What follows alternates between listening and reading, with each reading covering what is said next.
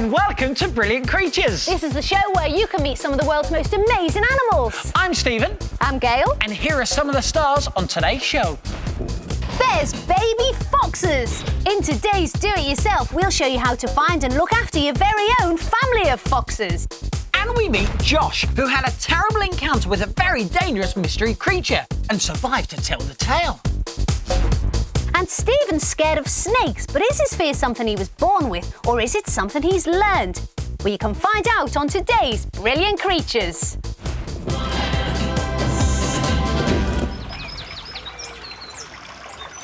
On a hot summer's day, there's nothing quite like bathing your hot, tired little pinkies in the cool crystal waters of a lake or stream.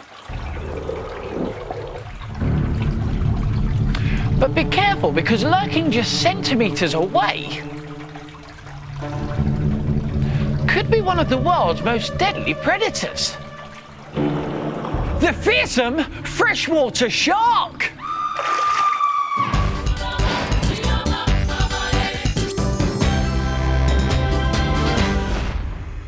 And here he is, the freshwater shark, otherwise known as the pike. Now, the pike's deadliest feature is its teeth. They're absolutely razor sharp and its mouth is packed with them. And this fish has an awesome appetite. Looks nasty, doesn't it? Really nasty. Now, the pike mainly feeds on fish, but it also eats frogs, water voles, coots, and it loves baby ducks. Now, believe it or not, this is still a young pike. When it's fully grown, it will grow to a length of 1.5 meters, which is longer than the tank that this pike is in. That's amazing, isn't Yeah. it? It's absolutely massive. Now, can you see that it's covered in those mottled markings, and they are brilliant camouflage. They help it to blend in perfectly with the riverbed. And there it uses those beady eyes positioned on top of its head to search for its prey in the water above. And when it spots its prey, it waits really quietly and gets itself into the best position for the kill. And when it's ready, it strikes at lightning speed, grabs its prey with those razor-sharp teeth and tears it to shreds. So the next time you decide to dabble your feet in a freshwater lake or stream, keep a careful eye out for the pike. Brilliant. But deadly.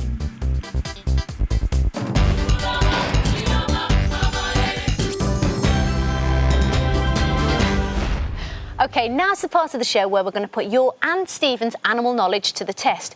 We're going to play you an animal call, and you've got to guess which brilliant creature made that noise. Now, as always, I have no idea what the animal's going to be, but it's definitely an animal that you and I have definitely heard of before. So I'm ready. Good luck to you. Here we go. OK, have a listen to this. What do you think that is? I don't know. OK, have another listen. Doesn't sound very happy. Come on, have a wild guess.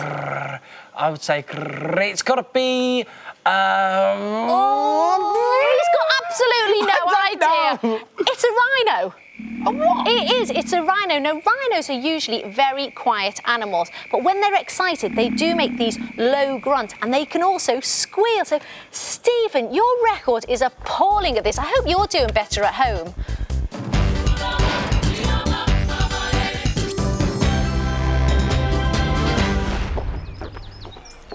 If you want the chance to see some of the world's brilliant creatures for yourself, believe it or not... Now you can on your very own doorstep. There are thousands of foxes living throughout the UK, making their dens under our sheds, eating our leftovers and playing in our gardens at night. But often the only sign that there's been a fox around is the odd upturned dustbin. Now, foxes live their lives right in front of our very own eyes. What we need to do is keep our eyes peeled and the fox's world will be revealed. Now, as this is the part of the show where we show you how to do it yourself, today we're going to show you how to become a fox spotter. And the first thing you need to do is find a good place to spot your foxes, and a back garden is ideal. Hello. Now, the first bit of fox-spotted equipment you need is one of these. It's an egg.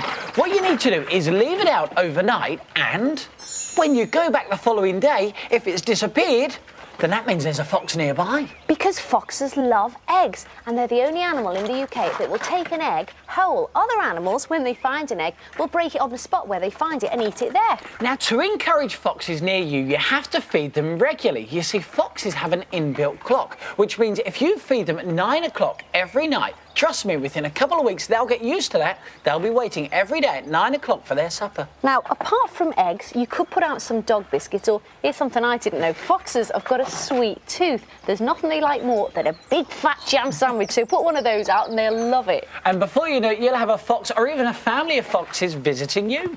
Now, to help you recognise your foxes, start making notes, even give them names, or make a proper record of them. Now, we've got a great downloadable Fox Spotters record chart on the Brilliant Creatures website. We'll give you the address at the end of the show, but when you get there, click on Do It Yourself and then on Fox Spotter, and that's where you'll find this form. And when you've printed the form out, you can give your fox a name, also where you first saw it, and any notes about your very own fox. Also, with this drawing, you can keep a record of any special markings that your fox has. Maybe if it's got like a tear on its ear, you can mark that down. And if it's got any bald patches, it may have a disease called mange. If that's the case, make sure you check out the Brilliant Creatures website, because we'll give you an address where you can get some free medicine so you can make your fox well again. So if you want the chance to get close to and look after some of your very own brilliant creatures, why not do it yourself and become a fox spotter?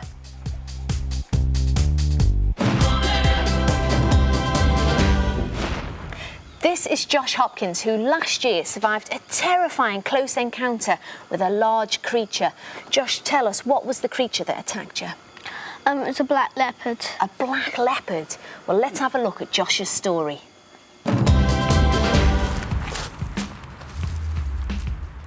It was Friday the 25th of August 2000.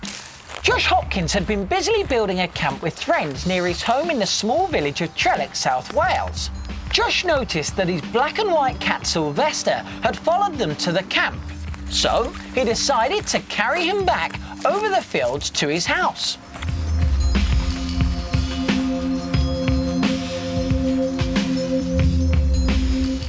Halfway home, Sylvester jumped out of Josh's arms and ran off. As Josh carried on to the house, he saw something move in the grass. Sylvester! Sylvester! Now, thinking it was Sylvester, Josh approached. Sylvester! It was then that the beast attacked. Digging its large claws into his neck, it clamped its jaws around Josh's head. Suddenly, the beast let go and disappeared without a trace. Bleeding from claw and bite wounds to his face, Josh ran back through the fields to his house.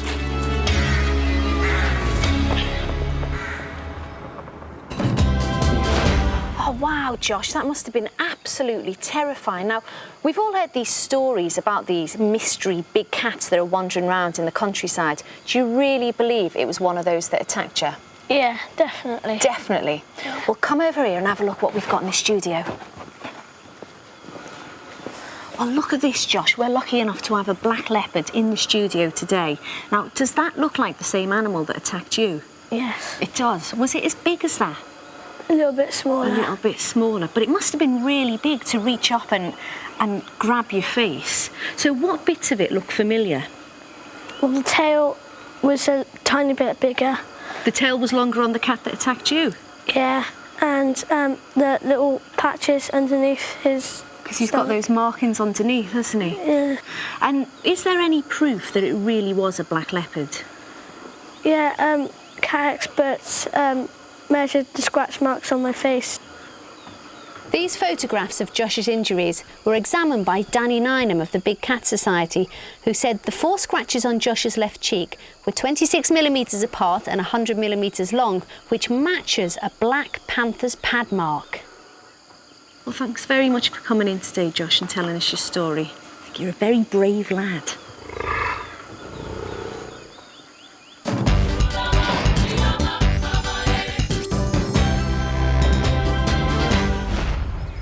Have a look at this horse. Isn't he gorgeous? His name's Jacob and he's a Shire horse. And Shire horses are the largest of all the horse breeds. So let's find out how large Jacob actually is. Now, horses are measured in hands, and this dates back to a time when there were no tape measures around. And a hand is basically about 4 inches.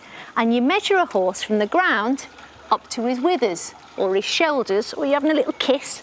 And Jacob stands at a massive 18 hands. That's amazing. So if that's how large a horse gets, How little do you think they can come? Up to here, maybe? What about here? Come down here. This tiny breed of horse is called a toy horse, and this particular one is the smallest in the whole of Britain. Now, it's funny when you put them side by side because you can clearly see the difference in size, can't you? Have a look at this. Look at the toy horse's forehead. It's made up of tiny, fine bones. But the Shire horse's head is absolutely massive. It's got the same bone structure as the toy horse, but its bones are much larger and much stronger. And what about the toy horse's chest? Have a look. It's nice, sleek and slender, and it's less than half the width of the Shire horse's. Because the Shire horse's chest is really big and muscly, but it needs all that muscle for when it's out working, pulling carts and ploughs. And even check out the feet. Have a look at this. Look, the toy horse's hooves are even smaller than my hands. But the Shire horse's hooves are a completely different matter. Absolutely huge, really hairy and really, really heavy. So the toy horse is very little. And the Shire horse is very large. They're both brilliant creatures.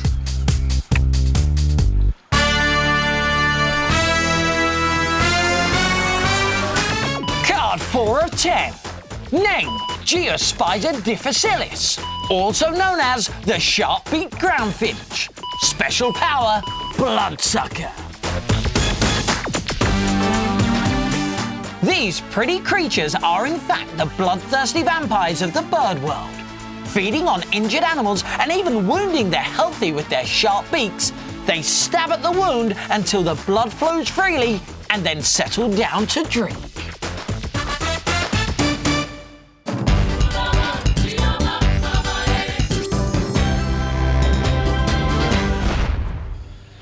Does anything really scare you? Because most people are frightened of something. For some people, the sight of creepy crawlies is enough to give them the heebie-jeebies. For others, the pitter-patter of these tiny feet is enough to send them running for cover.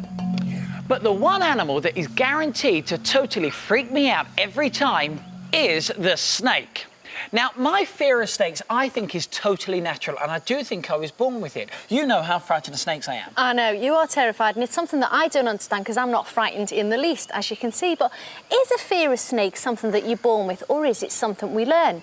Well, we're going to do a little test here today in the studio, and luckily Penny and her baby Molly have come along to help us out. Now, Molly's 10 months old, and she's never seen a snake before, so we're going to introduce her to our snake here and see if she's frightened. What do you think of that? Well, she doesn't look very frightened to me. What do you think of that snake? I thought she'd be crying by now. No, she's not bothered in the least. You're not She's bothered even at all. smiling. No. That's unbelievable. Yeah, you're quite happy to meet our snake, aren't you? Will she touch it, do you think? Yeah, Would she touch the snake? Yeah. Do you want to touch it? She'll touch it. Touch it. Look. Look, are you frightened of snakes, Penny? Not at all, no. I think that's really good because you won't have taught her any fear at all. Molly, what's that? What's that? Snake. Yes. Yeah. Well, Molly's not bothered at all. In fact, I think she quite likes our snake. So I think we've proved today that a fear of snakes isn't something that everyone's born with. It is something that we learn. Thank you very much, Molly. Thank you. You're brilliant. And next time on Brilliant Creatures, whose poo is this? And why is there so much of it? Plus, can we make this zebra disappear before your very eyes? Find out why black and white stripes make for brilliant camouflage. While in Put It to the Test, we meet the shocking electric eel. This brilliant creature, you're not going to believe this, could power your house. And what happens when Stephen faces his fear of snakes and spends a day in a house with 750 of them? Find out next time on Brilliant Creatures. Well, that's it for today's show, isn't it? If you want to check out our website, then the address is at the bottom of your screens now. And we'll see you very soon to meet more of the world's most brilliant creatures. See ya!